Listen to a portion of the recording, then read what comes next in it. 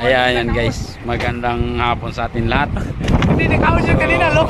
Nandito tayo sa backyard ng San Miguel. Nagtatapon ng mga scrap na pinulik. Ayan. Yan o, ang layo ng kanang tinatapunan. Yan, ayun o, napakadaming tampak na kahoy. Yan o, yan, kahoy yan, mga truso. Yan, ayan. Ang lawak. So dito ang tapunan ng mga scrap, no? Dalawa kasi ito, doon sa may barak sa Mamplasan. Dito naman to sa may stockyard nila. Itong tinatapunan namin ngayon. Yan, ayan o, mga bakal yan. Oh, mga scrap na bakal. Ilang kilo din yan. Lahat yan, puro mga scrap.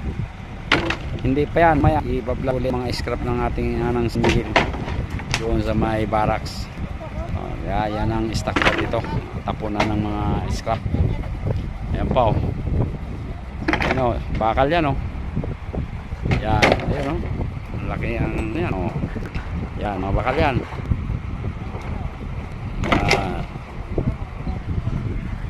Yan ang atin dito tapunan.